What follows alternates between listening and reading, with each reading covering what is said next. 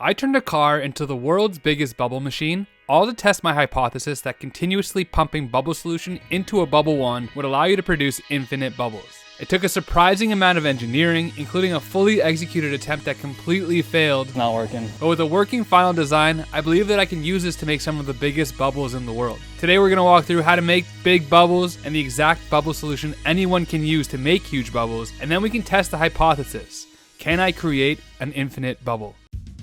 Here is the current state of the art of massive bubble making. You get two sticks, you tie a triangular string, you dip the string into a bucket of bubble solution, you pull it out and you spread the sticks apart, making a big triangular bubble wand, and as you walk, you create a massive bubble. But as the bubble is being created, the string is constantly running out of fluid. So it got me thinking, if you pump bubble solution into the wand indefinitely, could you create an indefinitely long bubble? But first, here's a secret recipe for making massive bubbles. The key ingredient?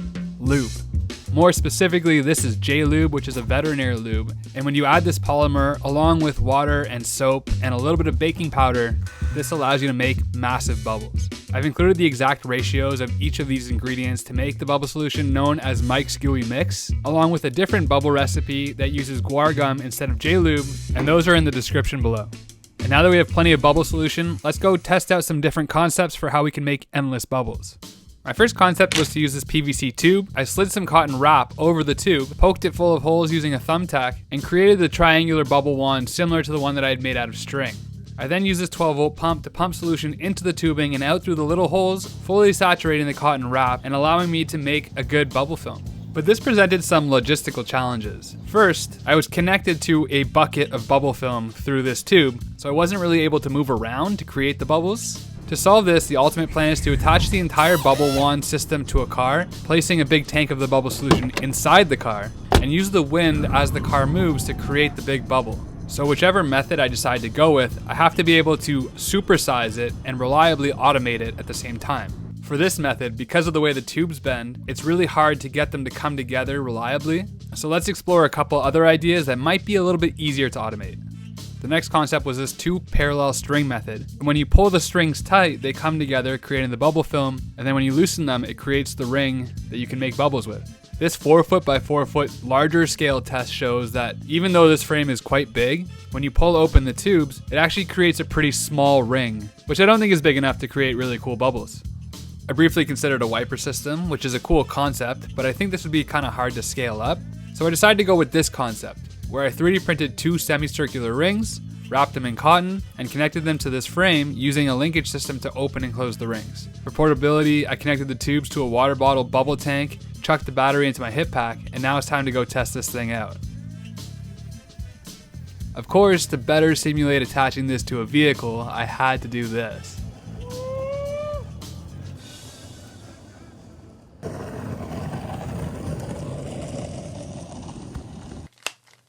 Not bad, but can we scale this thing up? Let's go answer that.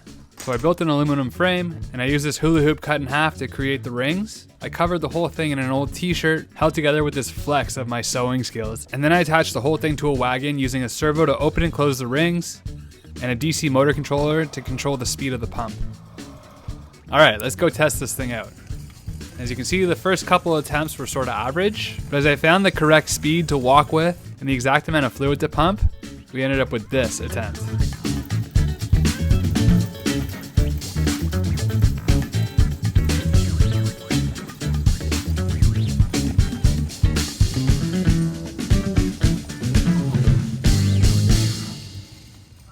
Well, that fully exceeded my expectations. Official bubble length, 8.5 wagons, which is about 25 feet.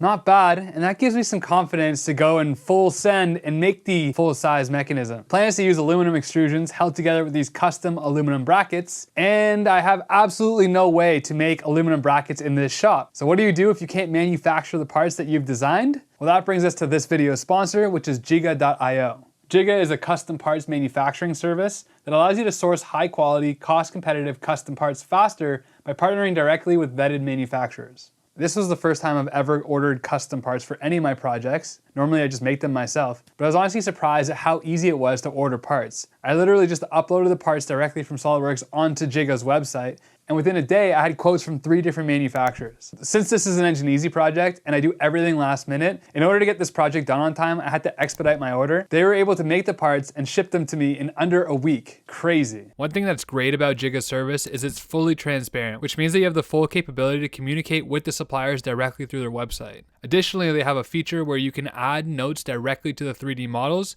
to make sure that the supplier is on the exact same page as you when it comes to everything that you need for your parts. Huge thank you to Jiga for sponsoring this video and providing these flawless parts for this project. If you're looking for a really easy way to get custom parts manufactured, check out jiga.io. The link is in the description below. So let's take a closer look at the parts that I got made and where they fit onto the final design here.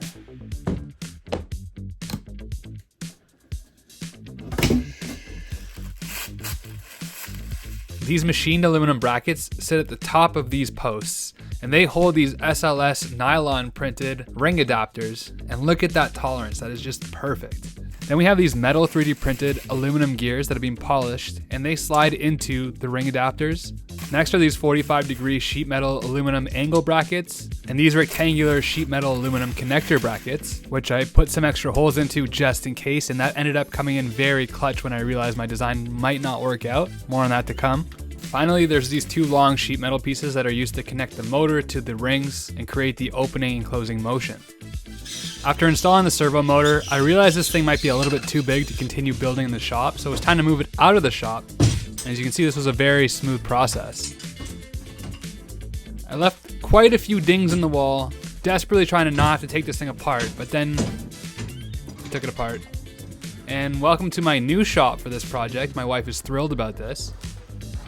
And I quickly got to work flexing my sewing skills once again to make the absorbent sleeves for the rings. Before moving too much further, I thought it would be a good idea to install the bottom ring onto the contraption to test if the motor had enough power to lift it without any additional weight on it, and quickly realized that was absolutely not happening. And this is me realizing in real time that after all of this work done, this design might not work. As you can see, I can walk through this thing, which is definitely a first for me. But after switching from the 35 kilogram motors to the 80, I don't even know what I was thinking with the 35 kilogram motors. The biggest thing I've ever built up to this point is about a quarter of this size, so I don't have a good intuition for like flimsiness. It's pretty flimsy, but next time I make something this big, I know. Use thicker extrusions, bigger motors, I don't know. There's a lot to learn from this. Right now, we just need to get this project done. So I've decided to shrink this from a 6-foot diameter down to a 4.5-foot diameter. Hopefully that takes some of the flex out of these rings, and we'll go from there. This is the 4th motor that I have bought. It's a 150 kg servo.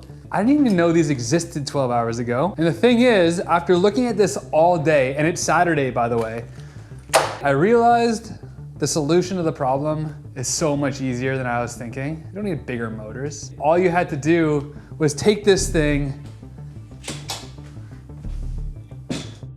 flip it on its side, and now you're not fighting gravity. I can't believe that I'm gonna take this thing apart and put it back together again. But this time I feel very confident in the solution. It's gonna work, it better work. It didn't work. I got the whole thing assembled, put it onto the car, got everything wired up in a way that only a mechanical engineer knows how. And after climbing onto the roof of the car and hopping off many, many times, like I think there's no way we're gonna be able to get a bubble without it squeezing it. And even trying to squeeze it manually, as we kept pumping more and more bubble solution into this thing, eventually it just got too heavy and broke. Did this get too heavy? Must be. I'm not gonna lie, today kind of sucked. This is just the engineering process. You have to take a design to a point where you can test it fully. And sometimes that takes 5 weeks, and sometimes you get to the end of those 5 weeks and it doesn't work at all. But now that this design concept is off the table, I realize that there's something glaring that I missed early on in the process. And I have an idea for a way that I can get this thing to work that I'm fairly certain is actually going to work. So I'm gonna go to sleep. I'm probably not gonna sleep at all, but in the morning, we're gonna hit the ground running and try again. So I'll see you in the morning. Good night.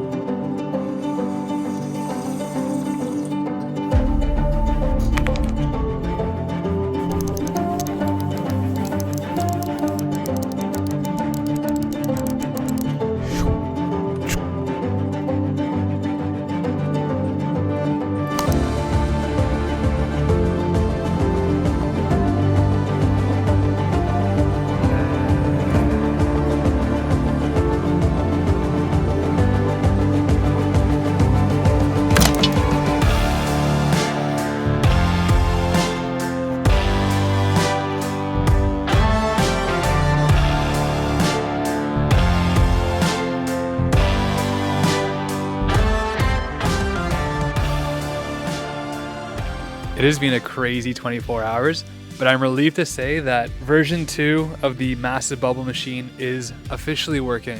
So the glaring thing that I was missing 5 weeks ago, and I wish that I had realized this earlier, but it's just the way it goes, is I didn't need to make the bubble wand triangle out of tube. Maybe I was inspired by all the soap that was running down my arm last night, but I realized if I just pump the soap into the top of the triangle here, it will run down the string. The way this works is when I hit triangle on the controller, it starts to pump fluid into the strings, and you can see that it's beautifully dripping down the string. And when I hold the up button on the controller, it's gonna open up the triangle, creating the bubble film. Look at that. A beautiful, perfect bubble film. So let's go throw this thing on the car and make some massive bubbles. Finally.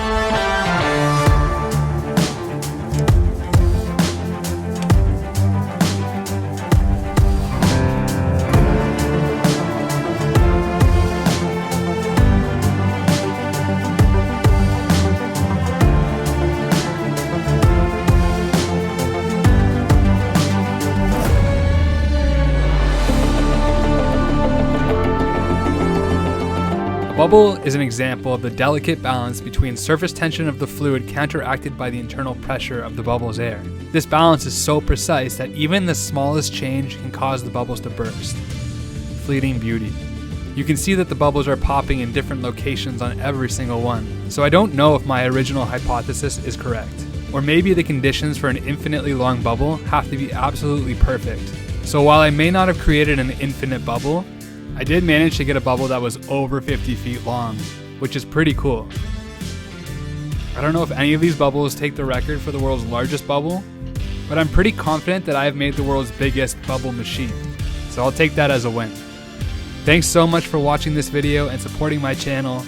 As always, there are endless things to create, so if you're interested, hit the subscribe button, and I'll see you in the next video.